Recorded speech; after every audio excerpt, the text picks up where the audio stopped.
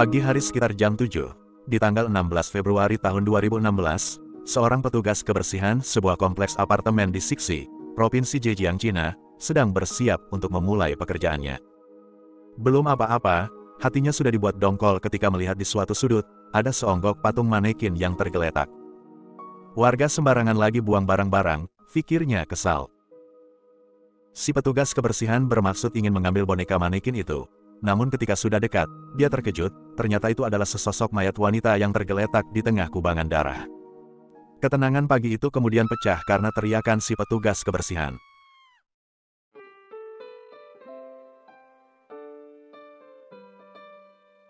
Halo orang-orang yang baik hati, tidak sombong tapi tidak rajin menabung. Apa kabar kalian hari ini? Semoga kalian semua selalu dalam keadaan sehat dan sejahtera.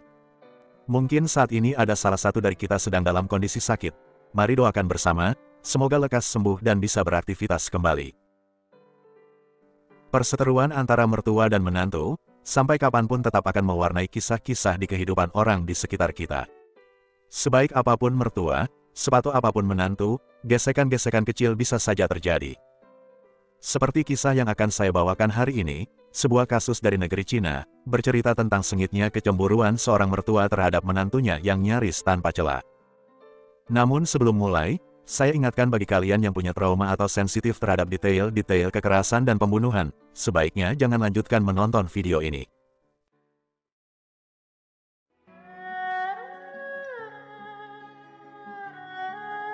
Tokoh antagonis kita hari ini bernama Zhang Lanzi, lahir pada tahun 1957, di desa Siksi Provinsi Zhejiang, China, anak kelima dari 6 bersaudara dari keluarga yang kurang beruntung. Orang tuanya miskin, dan dia adalah anak perempuan. Zhang Lanzi hidup di zaman di mana anak perempuan masih dianggap sebagai beban. Memiliki anak perempuan berarti ada satu mulut lagi yang harus diberi makan. Belum lagi nanti saat dia dewasa, tidak ada pria yang mau menikahi wanita dari keluarga miskin. Oleh karena itu, Zhang Lanzi kemudian diberikan kepada pasangan suami istri lain untuk diadopsi. Untungnya orang tua angkat Zhang Lanzi adalah pasangan suami istri yang cukup kaya namun tidak bisa punya anak.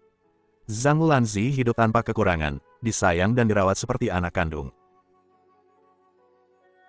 Walaupun saat itu Cina masih dihantui dengan kondisi kelaparan di mana-mana, Zhang Lanzi bisa makan enak dan pergi ke sekolah sampai lulus SMP. Orang tua angkatnya sama sekali tidak mempermasalahkan bahwa Zhang Lanzi seorang perempuan dan bukan anak kandung mereka. Namun demikian, Lanzi malah menerima perlakuan diskriminatif dari orang-orang di luar rumah, mulai dari ibu-ibu tetangga hingga teman-teman sekolah, kerap bergosip tentang status Lanzi yang hanya anak angkat dan tidak jelas asal-usulnya. Bahkan ada gosip kalau ibu kandung Lanzi adalah seorang pelacur. Lanzi yang merasa tidak nyaman, menanyakan kebenaran gosip tersebut kepada orang tua angkatnya, yang kemudian terungkaplah kalau Yanzi bukanlah anak kandung mereka. Setelah mengetahui asal-usulnya, hidup Yanzi sudah tidak sama lagi, dia jadi insecure dan sulit untuk percaya pada orang lain. Setelah lulus SMP, dengan bantuan koneksi dari orang tuanya, Lanzi mulai bekerja di sebuah perusahaan distributor makanan, di mana dia bertemu dan jatuh cinta pada seorang pemuda tampan dan baik hati yang bernama Wu Jiali. Keduanya menikah di tahun 80, Lanzi kemudian melahirkan seorang putra pada tahun 82 yang diberi nama Wu Dong. Sampai di sini, hidup Lanzi harusnya sudah berjalan sesuai rencana, menikah dan memiliki keluarga kecil yang bahagia. Suami bertanggung jawab, serta memiliki seorang anak laki-laki yang kelak akan meneruskan garis keturunan. Lanzi berhenti dari pekerjaannya dan fokus menjadi ibu rumah tangga. Hidupnya kini penuh dengan semua hal tentang Wu Dong anaknya. Saking fokusnya mengurus rumah dan anak, Lanzi semakin jarang bersosialisasi dengan dunia luar. Beberapa tahun kemudian, ayah angkat Lanzi meninggal dunia, meninggalkan sang ibu angkat yang sudah lansia dan sakit-sakitan. Sebagai anak, walaupun hanya anak angkat, ini mungkin menjadi kesempatan di mana Lanzi bisa balas budi. Dia membawa ibu angkatnya itu untuk tinggal di rumahnya, yang berarti, kini ada 2 orang yang harus dirawat secara ekstra oleh Lanzi, ibu angkatnya yang sudah tua dan sakit-sakitan, dan Wu Dong anaknya yang masih kecil. Kesehariannya yang penuh dengan tetek bengek pekerjaan rumah tangga, membuat Lanzi mengabaikan penampilannya sendiri, dan mengabaikan suaminya. Sementara Jiali suaminya, sudah naik pangkat menjadi manajer di perusahaan tersebut. Pekerjaan dan tanggung jawabnya semakin besar, yang terkadang mengharuskan Jiali pergi keluar kota untuk beberapa hari. Kalaupun tidak keluar kota, Jiali biasanya pergi kerja di pagi hari, dan pulang kerja larut malam, yang membuat hubungannya dengan Lanzi semakin renggang. Lanzi sebenarnya tidak nyaman melihat suaminya hampir tidak ada waktu untuknya dan Wudong, tapi dia meyakinkan dirinya sendiri bahwa Jiali justru sibuk kerja demi keluarga. Hingga di suatu hari, Lanzi menemukan bukti perselingkuhan suaminya. Lanzi marah dan kecewa, tapi demi masa depan anaknya, Lanzi memutuskan untuk tidak bercerai. Dia mengusir suaminya keluar dari rumah mereka dan mencurahkan semua energi serta hidupnya hanya untuk Wudong. Menyusul kemudian, ibu angkatnya meninggal dunia, menyisakan Wudong seorang diri yang menjadi satu-satunya alasan bagi Lanzi untuk tetap bertahan. Lanzi menuntut Jiali untuk memenuhi kebutuhan hidupnya dan Wudong setiap bulan, namun dia tidak pernah mengizinkan ayah dan anak itu untuk bertemu. Jiali harus curi-curi waktu di sekolah untuk bertemu anaknya, namun kalau sampai pertemuan itu ketahuan, Wudong sang anak akan menghadapi kemarahan besar sang ibu. Wudong terus dijejali dengan cerita bahwa ayahnya itu adalah laki-laki yang jahat dan tidak bertanggung jawab. Kalau Wudong tidak menurut, maka Wudong akan diserahkan kepada ayahnya serta tinggal bersama ibu tiri yang kejam. Wudong kecil hanya bisa menurut, terus-terusan patuh hingga akhirnya tahun demi tahun berlalu, Wudong beranjak dewasa. Wudong tumbuh menjadi pria tampan yang mirip dengan ayahnya, lulus kuliah dan bekerja sebagai PNS di kantor pemerintahan lokal. Hubungan antara Lanzi dan Wu Jiali juga mulai cair, tidak terlalu baik tapi tidak juga setegang dulu lagi. Karena sekarang Wudong sudah bekerja, ayahnya membelikan Wudong sebuah apartemen, untuk dia tempati kelak kalau sudah menikah. Namun masalahnya, tidak mudah bagi pemuda itu untuk menikah, karena di mata sang ibu, Wudong adalah anak yang sangat berharga.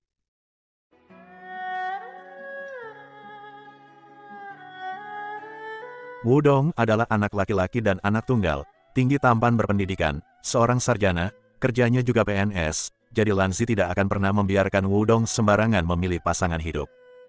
Lanzi mulai berkeliling, meminta teman maupun kerabat untuk mencomblangkan putranya dengan seorang gadis yang sesuai kriteria Lanzi. Semua pencomblangan itu tidak ada yang membuahkan hasil menggembirakan, karena pada prinsipnya, Wudong mencari istri, sementara Lanzi mencari menantu. Kalau ada gadis yang sesuai kriteria Lanzi, Wudong tidak suka. Begitupun sebaliknya, kalau ada gadis yang Wudong suka, giliran Lanzi yang merasa kurang sreg.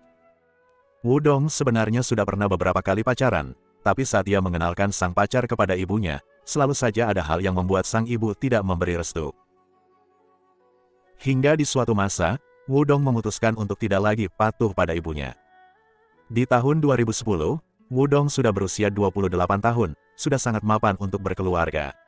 Tanpa sepengetahuan ibunya, Wudong sudah menjalin hubungan bersama seorang gadis bernama Zhao Yang. Kekasih Wudong ini berusia 28 tahun juga, tapi lebih tua beberapa bulan, anak tunggal, dan sudah bekerja sebagai perawat. Hubungan itu sudah mendapat restu dari orang tua Zhao Yang.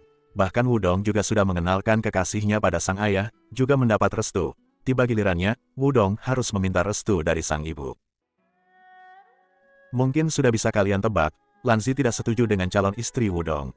Menurut Lanzi, gadis itu pinggulnya terlalu kecil, jadi sulit untuk punya anak.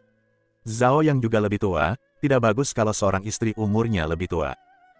Selanjutnya menurut Lanzi, Zhao yang kerjanya di rumah sakit, gajinya kecil dan nanti bisa-bisa membawa kuman penyakit ke rumah. Dan terakhir, Zhao yang anak tunggal, Wudong nanti pasti dibebani tanggung jawab untuk merawat orang tua Zhao Yang. Namun kali ini, apapun argumen ibunya, sudah tidak bisa lagi menyurutkan langkah Wudong. Dia sangat mencintai Zhao Yang, dan yakin kalau gadis itu akan menjadi istri yang baik untuknya kelak. Bagi Wudong, Zhao Yang adalah segalanya. Zhao Yang sangat lembut, perhatian, dan tidak suka mengontrol hidupnya, sangat bertolak belakang dengan karakter ibunya. Lanzi terus berusaha untuk membuat Wudong meninggalkan Zhao Yang, melakukan berbagai cara, mulai dari tantrum sampai pura-pura sakit keras, namun tak satu pun triknya berhasil. Lanzi lalu mengancam tidak akan mengakui Wudong sebagai anaknya lagi kalau menikahi Zhao Yang. Ancaman ini sempat membuat Wudong terpengaruh, tapi kemudian, Wu Jiali sang ayah, muncul dan meyakinkan Wudong kalau keputusannya untuk menikahi Zhao Yang sudah tepat. Wu Jiali bahkan bersedia menanggung semua biaya pernikahan putranya itu. Singkat cerita, Wudong dan Zhao Yang menikah, tanpa kehadiran dan tanpa restu dari Lanzi sang ibu. Awalnya hidup Wudong dan Zhao Yang tentram damai, tapi hanya untuk beberapa bulan saja, karena suatu hari, Lanzi sudah berdiri di depan pintu apartemen mereka dengan membawa sebuah tas besar. Lanzi sudah kehilangan akal sehatnya, seumur hidup dia selalu dikecewakan, mulai dari orang tua kandung yang membuangnya, lalu suami yang mengkhianatinya, dan sekarang putra satu-satunya meninggalkannya. Lanzi tidak mau kehilangan putranya, jadi dia memutuskan untuk menjual apartemennya dan pindah ke apartemen Wudong. Wudong dan Zhao Yang menyambut gembira kehadiran Lanzi, dipikir mereka, akhirnya sang ibu memberi restu. Yang mereka tidak tahu, Lanzi datang masih membawa misi yang sama seperti dulu, yaitu memisahkan Wudong dan Zhao Yang.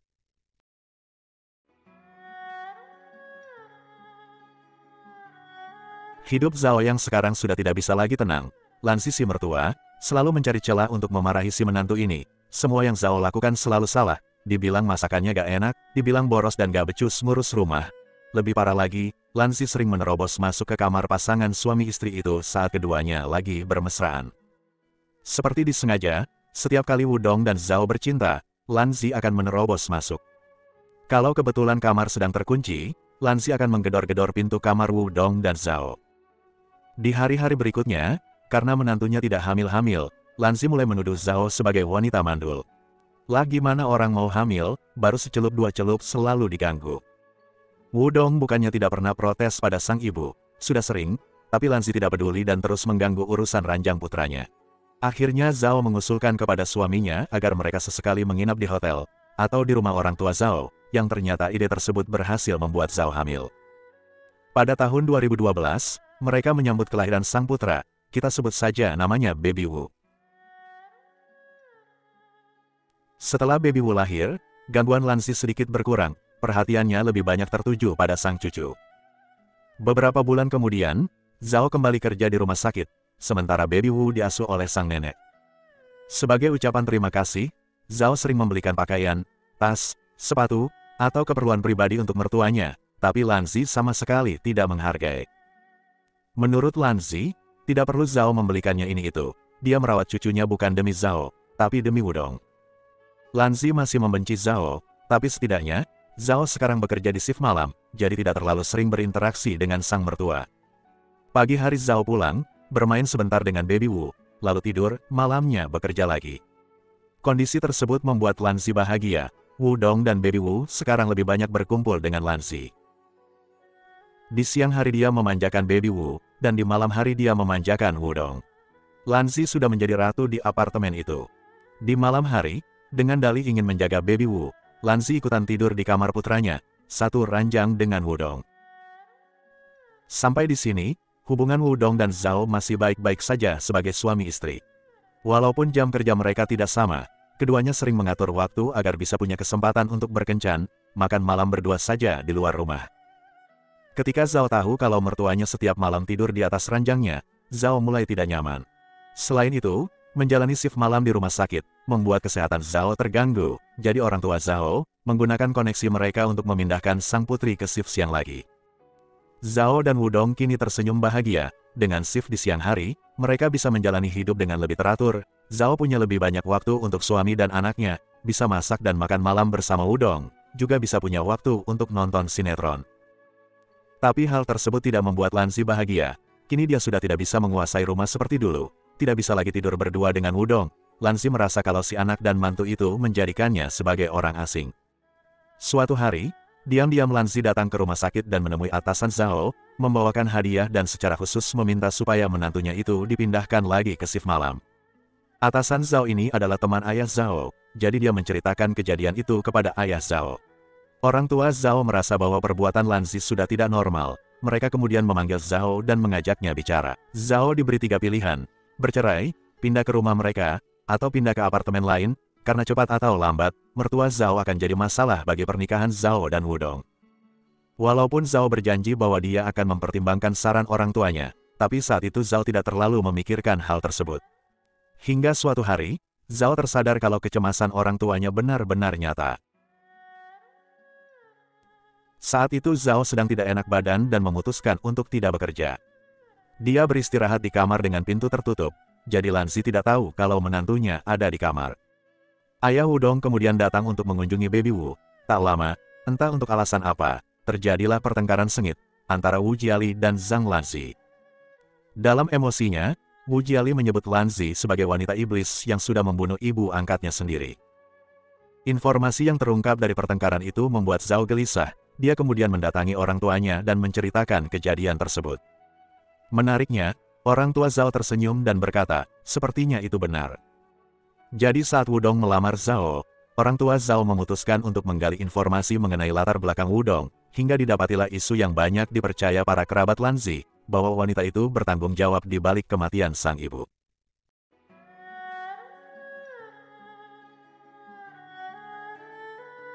Rumor yang beredar mengatakan, sejak si ayah angkat meninggal dunia, kesehatan ibu angkat Lanzi menurun drastis, jadi Zhang Lanzi membawa sang ibu untuk tinggal bersama. Tapi Wu Jiali menganggap ibu Lanzi sangat kotor juga menjijikan, dan itu dijadikannya alasan untuk tidak makan di rumah serta alasan untuk tidak pulang ke rumah, yang berakhir dengan perselingkuhan laki-laki itu. Lanzi kemudian merasa kalau kehadiran ibunya lah yang membuat rumah tangganya hancur, jadi dia menyewakan sebuah apartemen kecil untuk sang ibu. Lanzi bolak-balik dari apartemennya ke apartemen sang ibu setiap hari. Wu Jiali sang suami tidak membantu sama sekali, dan tidak juga menghentikan perselingkuhannya, walaupun Lanzi sudah membawa sang ibu pindah. Hingga pada suatu titik, Lanzi merasa kalau sang ibu hanya menjadi beban untuk hidupnya. Saat ibunya jatuh sakit, Lanzi memberinya obat, tapi diduga, obat yang dia berikan tidak sesuai dengan penyakit sang ibu, yang berakibat pada kematian wanita tua tersebut. Zhang Lanzi tidak menginfokan perihal kematian sang ibu kepada kerabat yang lain, dan buru-buru mengkremasi jenazah ibunya. Sebulan kemudian, saat perayaan Imlek, kerabat keluarga berkumpul tapi tidak menemukan keberadaan ibu angkat Lanzi. Para kerabat ini baru tahu bahwa wanita itu sudah meninggal sebulan lalu, dan saat mereka mencoba untuk meminta penjelasan pada Zhang Lanzi, wanita itu menghilang. Para kerabat melaporkan kematian yang janggal tersebut kepada polisi, namun karena kurangnya bukti, kasusnya tidak ditindaklanjuti. Dengan adanya informasi ini, Zhao mulai takut terhadap mertuanya dan segera bicara pada suaminya. Zhao minta pada Wudong supaya mereka pindah dan tinggal terpisah, atau kalau Wudong tidak mau, Zhao ingin mereka bercerai saja. Wudong juga sebenarnya sudah tidak nyaman dengan keberadaan ibunya di antara mereka, jadi pria itu setuju untuk pindah. Pada bulan Agustus tahun 2015, Wudong dan Zhao mengeluarkan uang sebesar 400.000 yuan, atau sekitar 800 juta rupiah untuk membeli sebuah apartemen. Dengan uang sebanyak itu, mereka hanya mampu membeli sebuah unit apartemen sederhana, di lingkungan yang minim fasilitas, termasuk fasilitas keamanan. Mereka tidak punya banyak pilihan, karena memang sebanyak itulah semua tabungan mereka, dan mereka harus segera pindah. Wudong lalu memberitahu ibunya, bahwa mereka bertiga akan pindah, sementara sang ibu bisa terus tinggal di apartemen mereka yang sekarang. Zhang Lanzi sangat kecewa dan marah. Dia berkata, sia-sia saja aku membesarkanmu kalau akhirnya kau tidak berbakti seperti ini. Kau lebih memilih istrimu dibandingkan ibu yang sudah melahirkanmu. Lanzi lalu memulai aksi protesnya, mogok makan, namun tidak mendapat perhatian dari Wudong, alhasil dia lapar dan makan juga ujung-ujungnya. Selanjutnya, Lanzi mengancam akan loncat dari jendela apartemen mereka. Wudong tersenyum dan berkata, Ibu, apartemen kita berada di lantai dasar. Wudong dan Zhao Yang, serta Baby Wu, untuk sementara belum pindah, apartemen itu masih harus direnovasi dan mereka menunggu emosi sang ibu reda dulu sebelum pindah. Zhang Lanzi dihantui traumanya lagi, yang selalu diabaikan orang-orang. Nantinya, dia akan hidup sendirian, tanpa orang tua, tanpa suami, tanpa anak dan tanpa cucu. Satu-satunya hiburan yang dia dapatkan, hanyalah dari beberapa teman yang sering nongkrong bersama di taman kompleks apartemen, di mana Zhang Lanzi sering curhat, betapa durhaka anaknya, dan betapa dia benci pada menantunya. Teman-teman Lanzi memberi nasihat, agar Lanzi bisa bersikap sedikit lebih lunak kepada menantunya demi Wudong sang anak, di usia tua begini, siapa lagi yang bisa diandalkan kecuali anak dan menantu. Kalau Lanzi mau memperbaiki sikapnya, siapa tahu Wudong tidak jadi pindah. Namun Lanzi tidak peduli. Kebenciannya terhadap Zhao benar-benar sudah mendarah daging, dia benci Zhao yang sudah merebut Wudong darinya. Zhang Lanzi berkata bahwa dia bertekad untuk menyingkirkan Zhao dan merebut putranya kembali, apapun akan dia lakukan, kalau perlu, dia akan membunuh Zhao menantunya. Teman-temannya hanya bisa menghela nafas, tidak ada lagi yang bisa mereka ucapkan untuk melembutkan hati Lanzi. Namun siapa sangka, tak jauh dari tempat mereka berkumpul, duduk seorang pemuda yang menguping sedari tadi. Dia adalah Zhao Ping, 23 tahun, pengangguran yang sehari-hari tidak melakukan apa-apa, tapi bermimpi untuk jadi orang kaya. Pemuda ini kemudian mendekati Zhang dan bertanya, apa kau serius ingin membunuh menantumu? Zhang Lanzi menjawab, ia sudah pasti. Zhao Ping kemudian berkata bahwa dia mengenal seseorang yang bisa mewujudkan keinginan Lan Zi. Segera setelahnya, Zhao Ping membawa Lan Zi kepada seorang pria yang bernama Zhao Jianguo. Jianguo berkata, "Aku bisa membunuh menantumu asalkan kau bisa membayar mahal." "Sama sekali bukan masalah. Aku akan membuatnya seperti sebuah kecelakaan. Tidak ada seorang pun yang akan curiga." Zhang Lanzi senang mendengar ucapan Jianguo. Untuk uang tidak jadi masalah, dia masih punya tabungan dari hasil penjualan apartemennya dulu. Zhang Lanzi dan Jianguo sepakat dengan bayaran sebesar 150.000 yuan atau sekitar 300 juta rupiah untuk menghabisi Zhao. Sebagai uang muka, Lanzi memberikan uang tunai sepertiga dari kesepakatan. Selain itu, Lanzi membawa Jianguo membeli baju baru, handphone, dan sepeda motor. Beberapa bulan kemudian, pekerjaan renovasi rampung, waktunya Wudong bersama anak istrinya pindah. Namun sampai di titik ini, Lanzi masih belum memberi perintah eksekusi kepada Jianguo, dengan alasan, rencana yang disusun Jianguo tidak nampak seperti sebuah kecelakaan. Jianguo beberapa kali menyampaikan rencana baru, tapi tak satu pun rencananya disetujui Lanzi, terus-menerus seperti itu, hingga tahun pun berganti. Di awal tahun 2016, Wudong bersama Zhao Yang dan Baby Wu pergi berlibur ke Nanjing. Zhao membagikan foto setiap momen liburan mereka di story WeChat yang dilihat juga oleh si mertua. Lanzi kembali murka, bisa-bisanya mereka pergi liburan tanpa mengajaknya. Wudong juga tidak merasa perlu untuk memberitahu kalau mereka pergi berlibur, sepertinya Zhao sudah benar-benar menguasai putranya. Lanzi berpikir, mungkin inilah saat yang tepat untuk mengeksekusi rencananya. Pagi hari di tanggal 16 Februari tahun 2016, 9 hari setelah perayaan Imlek, Zhang Lanzi mendatangi kompleks apartemen tempat tinggal Wudong dan anak istrinya. Sekitar jam 6 pagi, Lanzi sudah berdiri di depan pintu masuk gedung apartemen Wudong. Tak lama kemudian, Zhao Yang melangkah keluar hendak berangkat kerja. Lanzi kemudian mengajak Zhao bergeser ke sudut bangunan dan berkata ada yang ingin dia bicarakan. Setelah berada di sudut, Jianguo tiba-tiba muncul, dan langsung menghujani tubuh Zhao dengan beberapa tikaman, lalu mengajak Lanzi untuk kabur.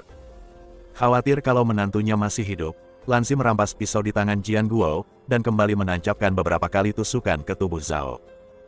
Jianguo lalu kabur meninggalkan tempat itu, sementara Zhang Lanzi merapihkan pakaiannya, memastikan tidak ada noda darah yang terciprat ke bajunya, lalu melangkah dengan tenang, naik ke unit apartemen Wudong, bertemu putranya dan Baby Wu.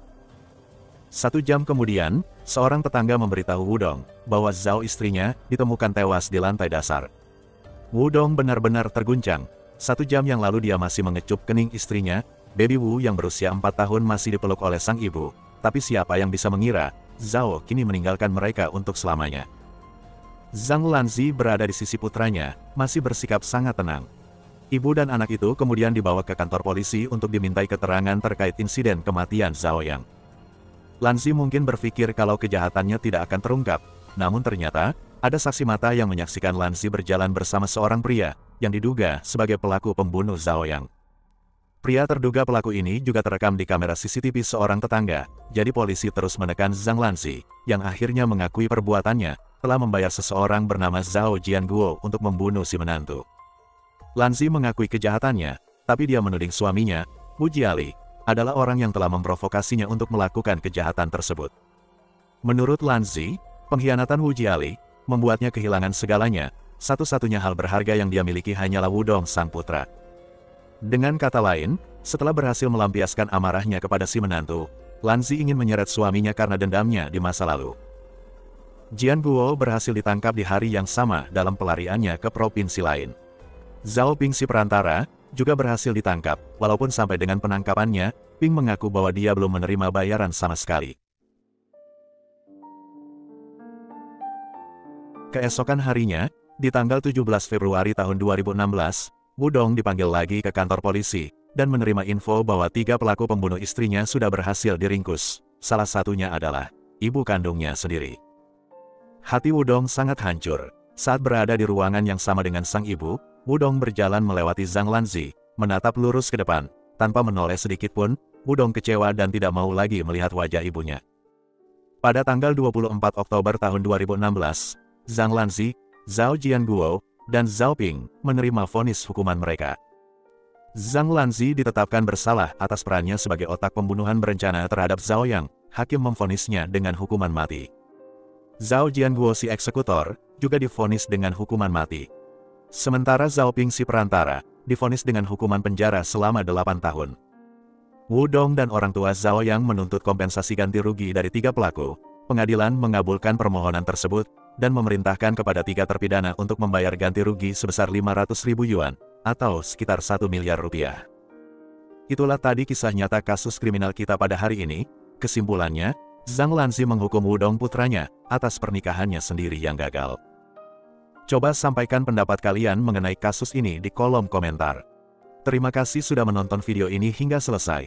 Jaga kesehatan selalu, dan sampai jumpa lagi di kisah nyata kasus kriminal berikutnya dari channel The Purbas.